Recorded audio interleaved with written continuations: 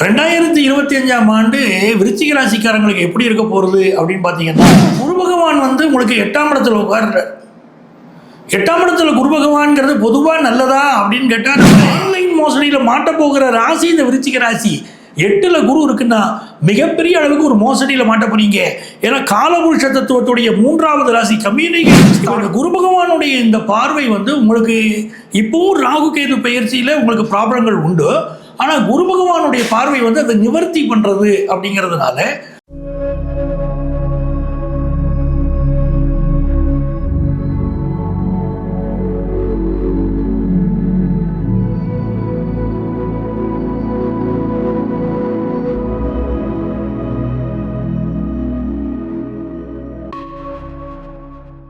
ஓம் come கணபதையே நமக.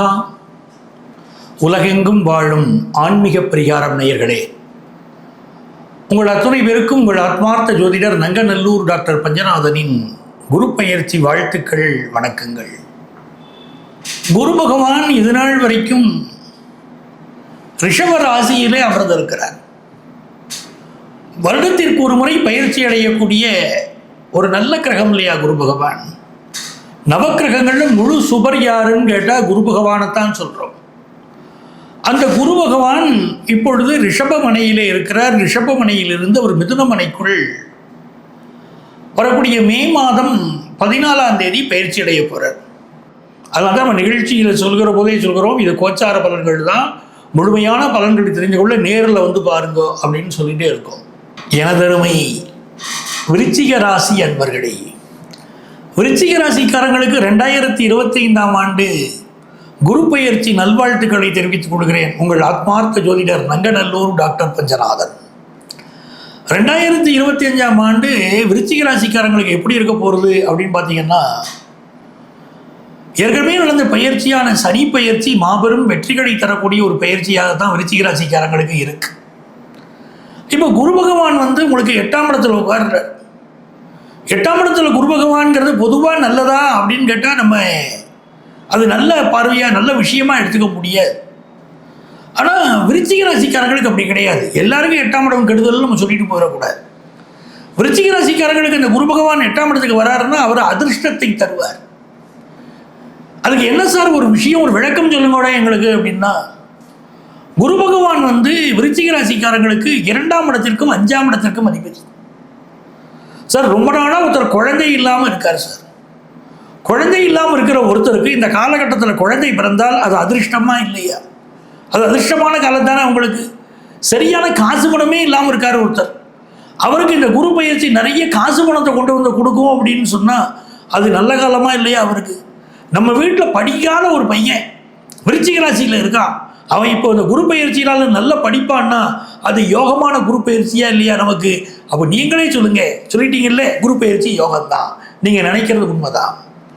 விருச்சிக ராசிக்காரங்களுக்கு 5ஆம் இடத்துக்குரிய குரு 8ல் போய் உட்கார்றாரு. 5ஆம் இடம் புத்திரஸ்தானம். அந்த குரு 8ஆம் இடத்தை தொடர்பு பெறுகிறாருன்னா நல்ல குழந்தை பிறக்கும். செயற்கை முறை கருத்தரித்தல நாடி போறீங்கன்னா குழந்தை பாக்கியம் கன்ஃபார்ம் ஆகுது. அதுவும் இந்த குரு பயிற்சி நடந்த 4வது நாளில் ராகு இந்த குருவே, ராகுக்கு குருவுக்கு இடையில் ஒரு கனெக்ஷன் உண்டாகுது. குரு சண்டாள யோகம்னு சொல்லுவாங்க, அது வேற ஒன்று. ஆனால் இந்த குரு தன்னுடைய 9வது பார்வையினால அந்த ராகுவை பார்ப்பாரு. அதனால உங்களுக்கு என்ன ஆயிரும், செயற்கை முறை கருத்தரித்தலில் குழந்தை பிறக்கும். விருச்சிக ராசிக்காரங்க இதுவரைக்கும் குழந்தை பாக்கியம் இல்லாதவங்க குறித்து வச்சுக்கிடுங்க, செயற்கை முறை கருத்தரித்தலில் குழந்தை பிறக்கும். 2வது, குழந்தை பாக்கியம் ஒருத்தருக்கு வேணும்னு சொன்னால் வழிபட வேண்டிய தெய்வம் யாரு உங்களுக்கே தெரியும், முருகப்பெருமான். சட்டியில் இருந்தால் அகப்பையில் வரும். நாங்கள் கந்த சஷ்டியில் விரதம் இருந்தால் அகப்பையிலே கரு உருவாகும். இதைத்தான் நம்முடைய முன்னோர்கள் ஆன்மீகத்தில் சொல்லி வச்சிருக்காங்க.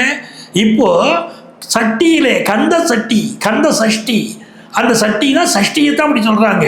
கந்த சஷ்டியிலே விரதம் இருந்து முருகப்பெருமான கந்த சஷ்டி அன்னைக்கு போய் கும்பிடுங்க. மாசத்துல ஒரு நாள் சஷ்டி வரும் பாருங்க, அந்த சஷ்டி அன்னைக்கு போய் முருகனை கும்பிடுங்க. திருச்செந்தூர் முருகனை கும்பிட்டுட்டு அவருக்கு பன்னீர் அபிஷேகம் செய்துட்டு அந்த திருக்கோயிலுடைய அந்த இதுலேயே உட்கார்ந்து திருக்கோயிலேயே நீங்கள் அமர்ந்து 36 முறை கந்த சஷ்டி கவசத்தை படிங்க. சிலர் கேட்குறாங்க, அதில் உள்ள மந்திரத்தை மட்டும் நாங்கள் சொன்னால் போதுமாங்க அப்படின்னு கேட்குறாங்க.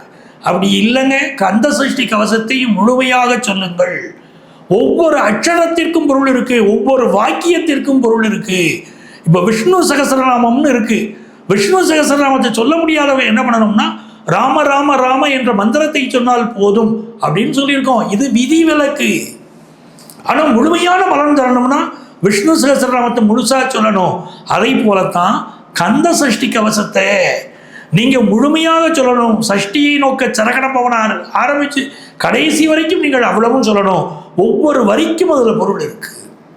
அப்படி முடியாதவர்கள் தான் அதனுடைய அச்சரங்களை பயன்படுத்துகிறோம். இப்போ நீங்கள் கந்த சஷ்டி கவசத்தை 36 முறை அதை ஓதியை ஜெபித்து உகந்தி நீர் அணியன்னு சொல்லியிருக்காங்க பாருங்க. அப்படி சொல்லி திருநீர் ஊசி அந்த திருச்செந்தூர் முருகனை கும்பிட்டா குழந்தை பாக்கியம் கிடைச்சிடும். குழந்தை பாக்கியம்லாம் சரிங்க. பிஸ்னஸை பண்ணி நொந்து போய் உட்காந்துருக்காங்க. எவ்வளோ பெரிய அடி தெரியுமா? பிஸ்னஸில் அடி இல்லை, அது இடிங்கிறாங்க விருச்சிக ராசிக்காரங்க. அப்படிப்பட்ட இடி விழுந்திருக்கு.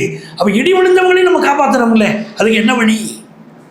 தப்பிச்சுக்கிடுவாங்களா தெரியணுமே. அப்படின்னா இந்த குரு பகவான் உங்கள் தனஸ்தானத்தை பார்க்குறார். 2ஆம் இடம் தனஸ்தானம். விருச்சிக ராசிக்காரங்களுக்கு காசு பணம் வரக்கூடிய ஸ்தானம். 8ல் உட்காந்துக்கிட்டு 2ஆம் இடத்தை பார்க்குறாரு. அப்போ 2ஆம் இடத்தை குரு பகவான் பார்க்குறாருங்கும் போது நல்ல தனவரவை கொடுப்பாரு. இப்போ இது நாள் வரைக்கும் இப்படித்தான் தொழில் செய்யணும்னு சொல்லிக்கிட்டு இருப்பீங்க. இனி சொல்லுவீங்க எப்படி வேணாம் செய்யலாங்க தொழில் அப்படிப்பீங்க. இப்படித்தான் செய்யணுங்கிற காலம் மாறி போயிடும். எப்படியாவது சம்பாதிக்கணுங்க, குடும்பத்தை காப்பாற்றணும், பொட்டாட்டி பிள்ளைகளை காப்பாற்றணும் அப்படின்னு சொல்லிட்டுலாம் இறங்கிடுவீங்க. பணம் பல வழிகளில் வரக்கூடிய முறைகளை நீங்கள் காண போறீங்க. நல்ல காசு பணம் வரும். ஆக பிஸ்னஸ்லேயும் நீங்கள் செழிச்சுக்கிட்டு வருவீங்க. அடுத்த மிக முக்கியமான விஷயம் என்னன்னு கேட்டிங்கன்னா, இதில் என்னங்க மைனஸ் இருக்குது அப்படி கேட்டிங்கன்னா இருக்குது மைனஸ், அது மறுக்க முடியாது. பணத்தை ஆன்லைன் மோசடி பண்ணிவிடுவாங்க. இப்போ உங்கள்கிட்ட இருக்குது. இப்போ சமீப காலமாக அது அதிகரிச்சுட்டு வருது, உங்களுக்கே தெரியும். ஆன்லைன் மோசடியில் மாட்ட போகிற ராசி இந்த விருச்சிக ராசி. 8ல் குரு இருக்குன்னா மிகப்பெரிய அளவுக்கு ஒரு மோசடியில் மாட்ட போறீங்க. ஏன்னா காலபுருஷ தத்துவத்துடைய 3வது ராசி கம்யூனிகேஷன் ஸ்தானம், ஆன்லைன் ஸ்தானத்தில் போய் இந்த குரு உட்கார்றாரு. அப்போ அதுவே உங்களுக்கு 8ஆம் இடமா இருக்குது. ஆன்லைன் மோசடி ஒன்றில் நீங்கள் மாட்ட போறீங்கன்னு இருக்குது. இப்போ எதுக்காக சொல்கிறோம்? ஜோதிடம் உங்களை உஷார்படுத்துது, எச்சரிக்கையாக இருக்குன்னு சொல்லுது. எவ்வளோ பெரிய உதவி பாருங்க உங்களுக்கு. அதனால ஆன்லைன் மோசடியில் மாட்டாமல் எச்சரிக்கையாக இருந்துருங்க. இப்போ விருச்சிக ராசிக்காரங்களுக்கு இது நாள் வரைக்கும் உங்களுக்கு இருந்த அந்த எஜுகேஷன் தொடர்பாக உங்களுக்கு இருந்த தடைகள் எல்லாம் நிவர்த்தி ஆகிறது. அது ஒரு பெரிய யோகம், நல்ல யோகம். குருவுடைய பார்வை, அதுவும் 10th +1 படிக்கக்கூடிய ஸ்டூடெண்ட்ஸுக்கு அபரிமிதமான முன்னேற்றம் அதில் வருது. நல்ல யோகமாக இருக்குது. இன்னொரு புறம் பாருங்கள், உங்களுக்கு ஹார்ட் ரிலேட்டட் ப்ராப்ளங்கள் நிறைய பேருக்கு கடந்த காலகட்டத்தில் வந்துச்சு. இப்போ இந்த குரு பகவானுடைய இந்த பார்வை உங்களுக்கு இப்போவும் ராகு கேது பயிற்சியில் உங்களுக்கு ப்ராப்ளங்கள் உண்டு. ஆனால் குரு பகவானுடைய பார்வை அதை நிவர்த்தி பண்ணுறது அப்படிங்கிறதுனால உங்களுக்கு இருக்கக்கூடிய ஹெல்த் இஷ்யூஸ்லேருந்து நீங்கள் நிவர்த்தி ஆக போகிறீங்க. அப்போ விருச்சிக ராசிக்காரங்க இந்த தடவை கண்டிப்பாக போய் திருச்செந்தூர் முருகன் வழிபாட்டை செய்திருங்க. உங்களுக்கு எல்லையில்லாத வெற்றிகள் அது கொண்டு வந்து கொடுக்கும். வாழ்த்துக்கள்.